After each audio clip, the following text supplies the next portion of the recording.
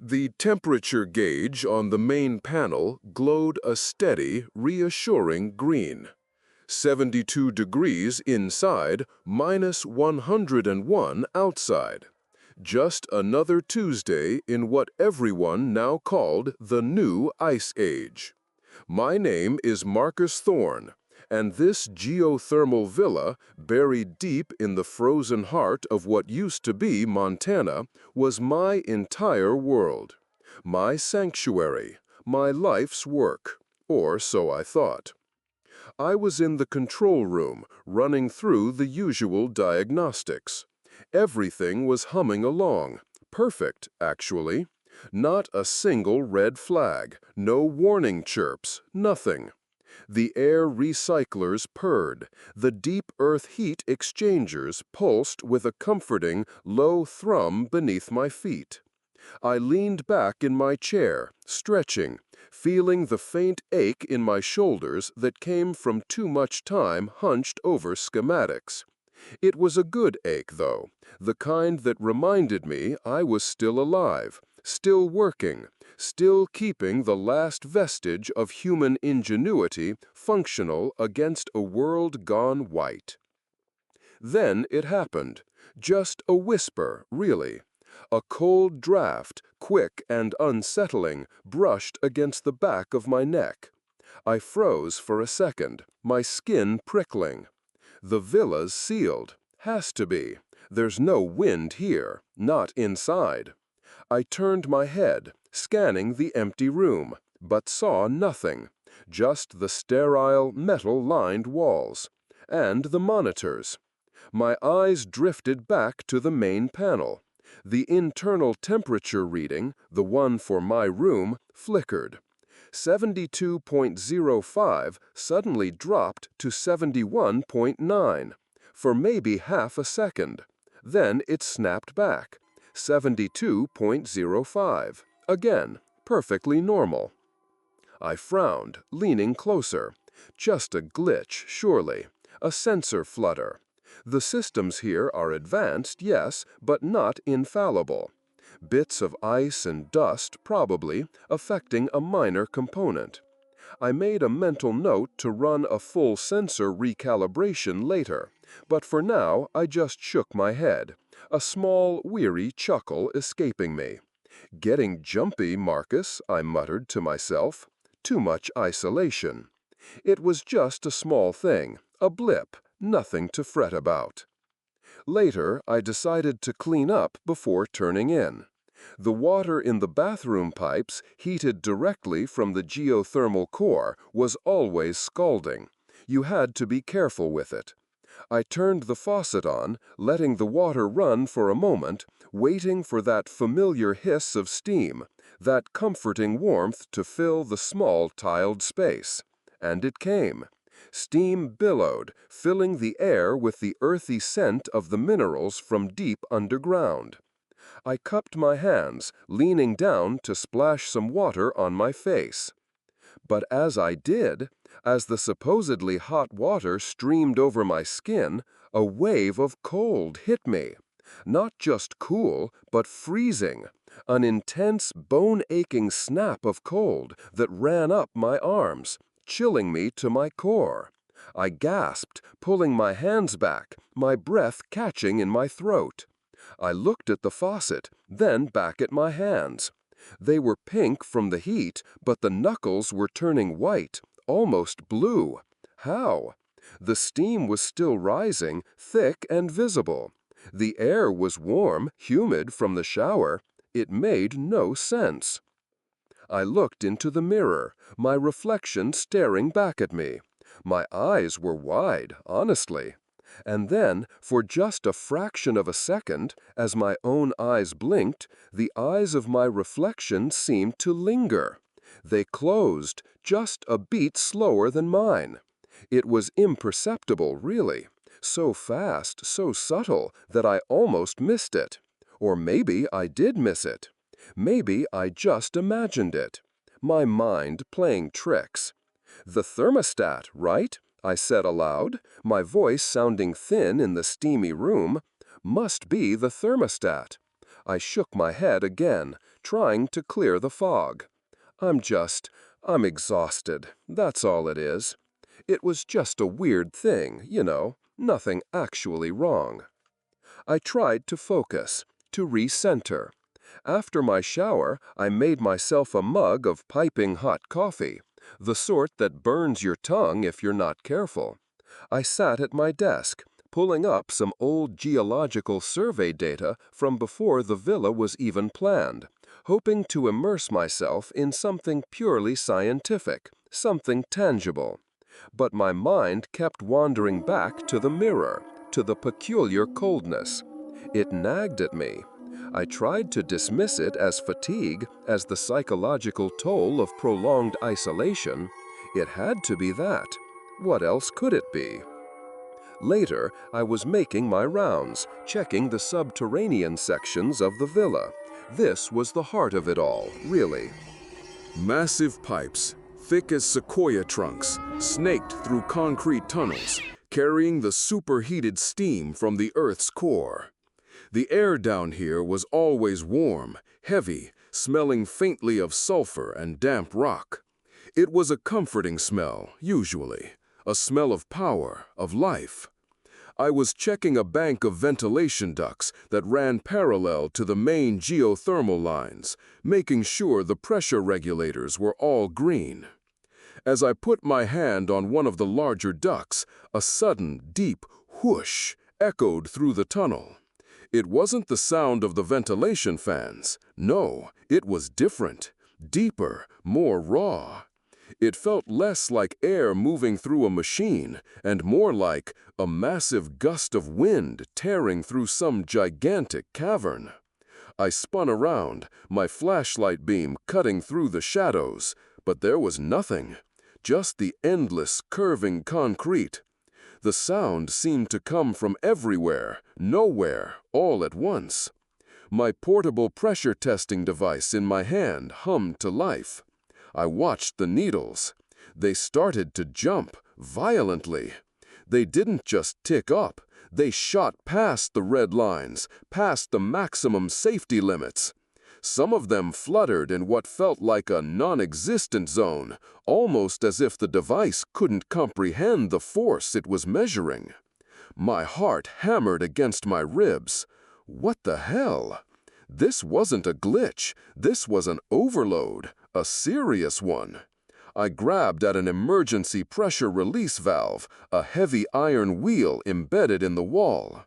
I needed to open it to bleed off whatever was causing this surge. My fingers clenched around the cold metal. I twisted. Nothing. The valve was stuck, locked solid. I gritted my teeth, pulling with all my might, my knuckles turning white. My feet scraped against the concrete floor. The wheel wouldn't budge, not an inch. This thing was designed to open even under extreme pressure. It was supposed to be my fail-safe. I let go, my chest heaving, a sheen of sweat on my forehead. And then the wheel moved, slowly, deliberately. It loosened, turning maybe an eighth of a rotation, just enough to make a soft mechanical clack sound, before tightening again. As if someone had twisted it, just to prove they could, just to spite me. My eyes followed the sound, the source. Near the valve, on the seemingly impenetrable concrete wall, a new crack had appeared.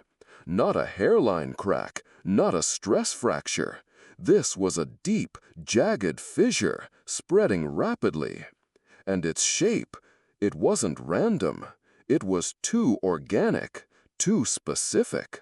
It branched out, 5 distinct lines, curling slightly, almost like a skeletal, bony hand reaching out from the wall. My blood ran cold, much colder than any faulty faucet. "No way," I whispered, the words catching in my throat. "What the hell is that?" I backed away from the crack, my gaze fixed on it, mesmerized and horrified. That hand, it felt too deliberate. The air around it felt denser, colder somehow. A sudden crushing pressure bore down on my chest, not the atmospheric kind. It felt like a massive, unimaginable weight was shifting, grinding right beneath my feet. The concrete floor vibrated, a low, guttural rumble passing through it, a sound I felt more than heard. It wasn't an earthquake, not the kind I knew. This was controlled, a living tremor.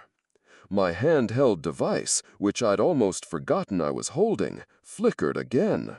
The numerical data, the charts and graphs for geothermal fluctuations, vanished.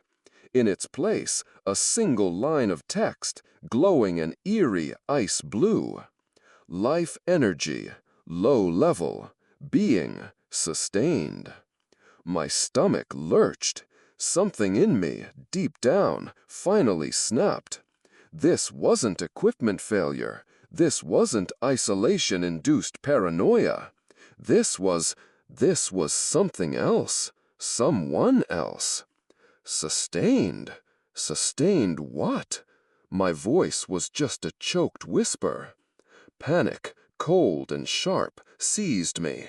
I needed answers, real answers.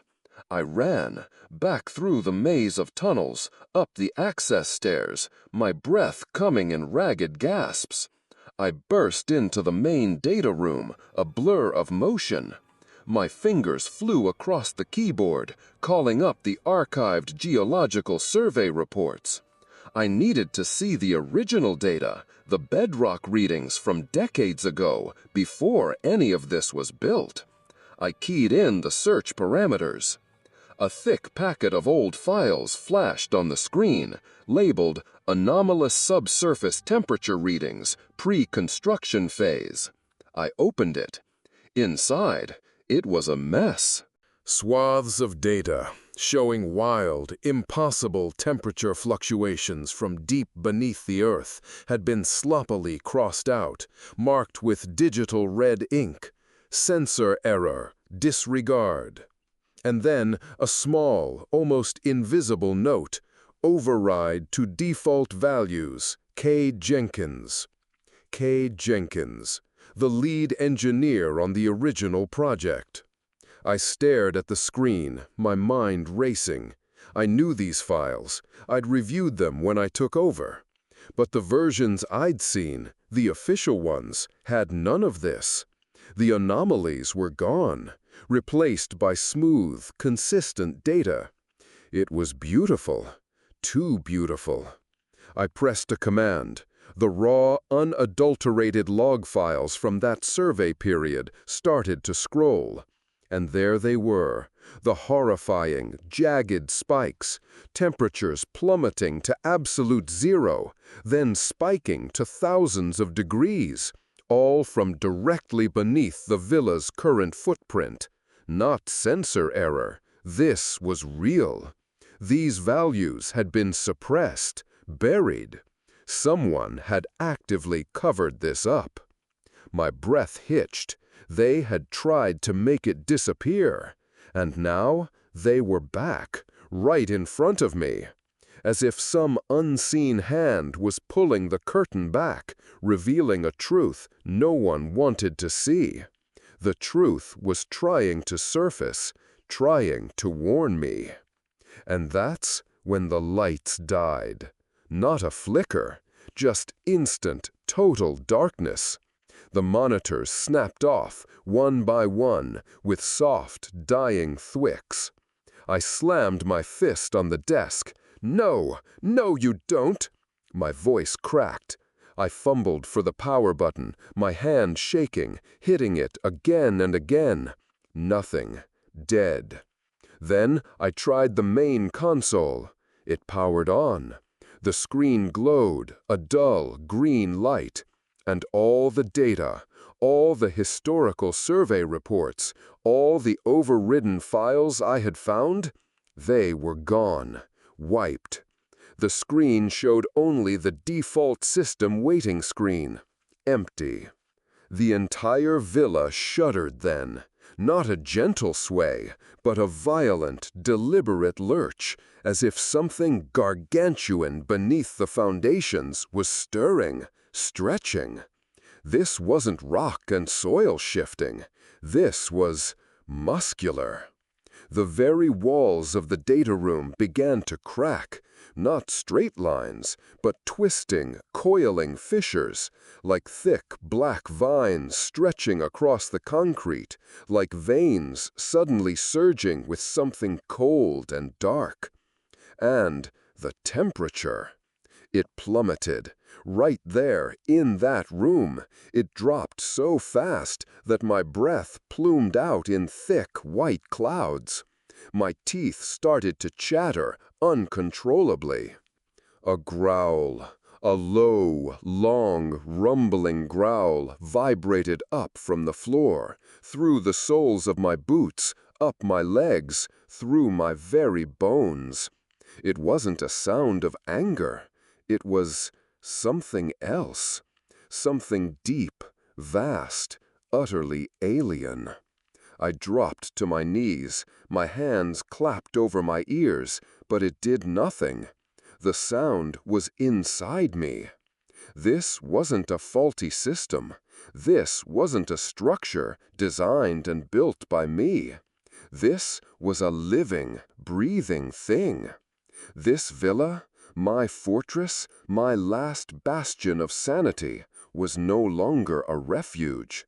It was a snare, a stomach, and I was deep inside it. As I knelt there, shivering, the growl from deep below began to change. From the vast, formless rumble, a rhythm emerged, a horrifyingly familiar one. I squeezed my eyes shut, trying to fight it, but it kept coming. Not a growl anymore. It was a song, a lullaby. Not one from my childhood, not my mother's voice, but something far, far older, deeper. Something that hummed from the very core of the earth. And it called my name. Marcus. It wasn't a whisper in the air. It was in my head. A voice cold and clear, pushing past every attempt I made to rationalize it. A wave of cold, intense, searing cold passed through me. Not from the outside, not from the plunging air temperature, but from inside. As if my blood itself was freezing, solidifying in my veins, even as my heart continued to hammer, a frantic, desperate drum against my ribs. I opened my eyes. The room was even darker now, a suffocating blackness, but one lonely point of light remained. A single monitor on the main desk, against all reason, was still on. It showed a stream of code, lines and lines of symbols I'd never seen before, unfurling like a twisted scroll. And at the very end of it, blinking, pulsating, was my name. My last name. Thorn. Data. Uploading. That blue line on the screen, Thorn, data, uploading.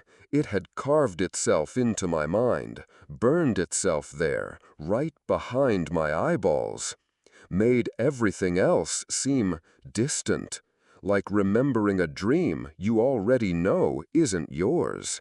The villa? My villa. It was a